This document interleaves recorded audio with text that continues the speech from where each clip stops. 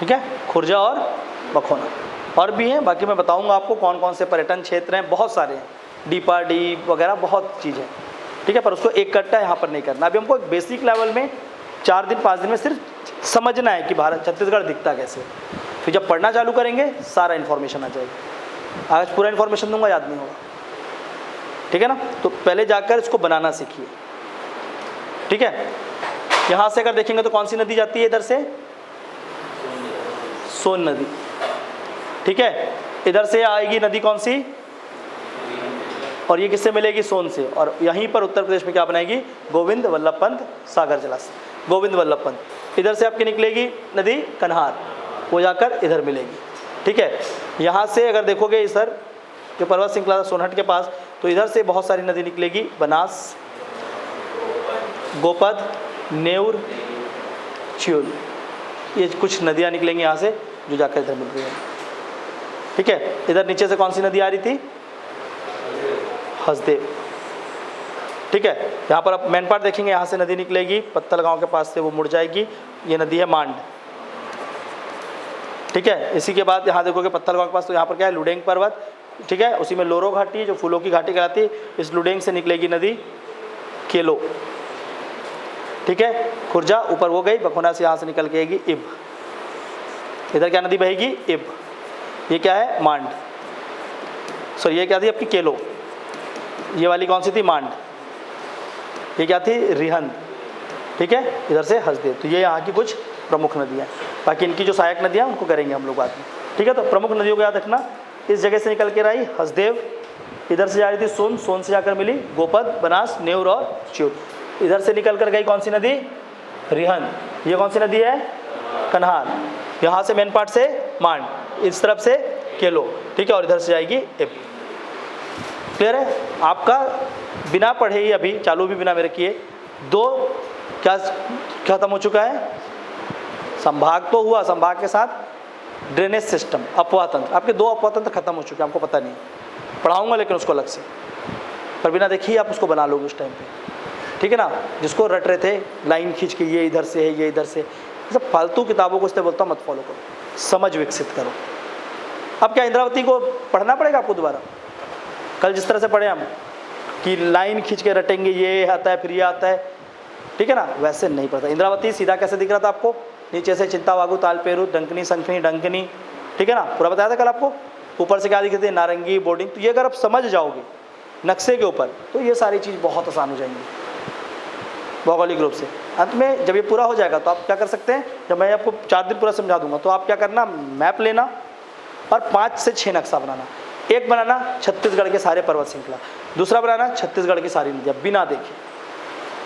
बिना देखे सीधा ड्रॉ करना। सीख तो गए हो, उसको सीखिए अच्छे से और उसको जाकर फिर बनाएंगे एक नक्शे पर। और उसके बाद किताब को खोल के बिना पढ़े भी जाओगे एग्जाम में तो सही करके आओगे, क्योंकि आप सीख जाओगे विषय को।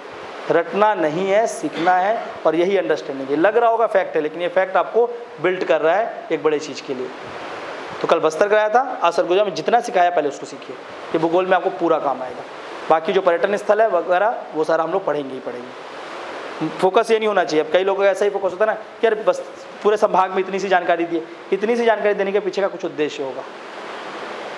मैं उनमें से नहीं हूँ जो एक दिन में आपको अपना ज्ञान प्रदर्शन करने के लिए सब कुछ पढ़ा दे। मैं उस तरह से जाऊँगा जिससे आप सीख पाओ और धीरे धीरे हम क्या कर पाएँ, एक एंड में एक रिजल्ट क्रिएट कर पाए। वैसा नहीं पढ़ेंगे हम लोग कि मैं एक दिन में आया और आपको इतना नाम बताया, आपका हालत ख़राब हो गया।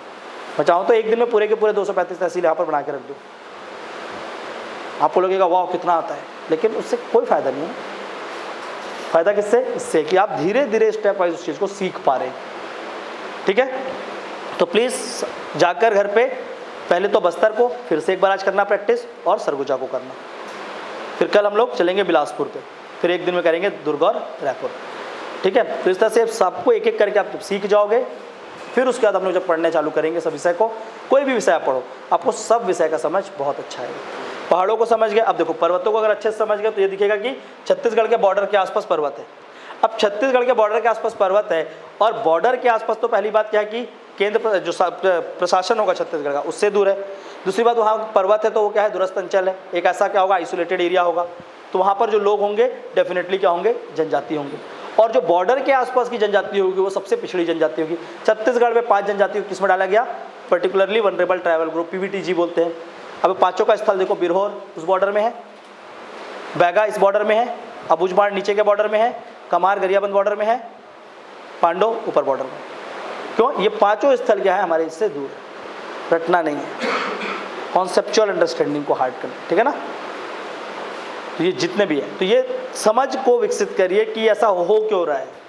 क्योंकि जब आप अधिकारी बन के जाओगे, जब आप सिलेक्शन लेकर जाओगे, जब इस जगह पे काम करोगे, तो आपको उस जगह के बारे में ऐसी जानकारी होनी चाहिए, वो आपको आसान कर देगा उस जगह पे जाने के लिए। सेवा भी करना है और एग्ज़ाम भी निकालना, पर उसको तरीके से पढ़ने से, नहीं तो ये समझ नहीं आएगा। फिर क्या होगा? फैक्ट रटे हो, बस दिमाग में चढ़ गया है और वहाँ जाके एग्ज़ाम में टिक मार गए। जैसे मैंने बार बार मना किया आपको कि कुंजी नहीं पढ़ना है, बाद में लास्ट में रिवीजन में देख लेना एक बार, एक आध तो पॉइंट छूट तो नहीं गया, हो सकता है, लेकिन पहले समझ विकसित कर लो, अच्छे से समझ लो पूरे विषय को, फिर आपको जो किताब पढ़ना पढ़ो, सब किताब अच्छे होते हैं।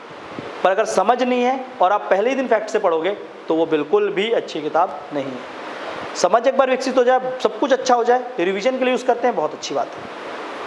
क्लियर है? तो इस चीज़ को डेवलप अच्छे से करना। कल आप लोग प्रैक्टिस करके आएंगे किसका? बस्तर का और सरगुजा का, जितना सिखाया है अभी बस उतना।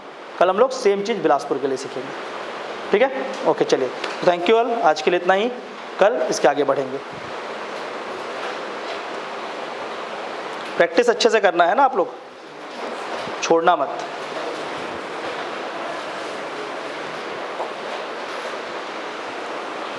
Okay, thank you.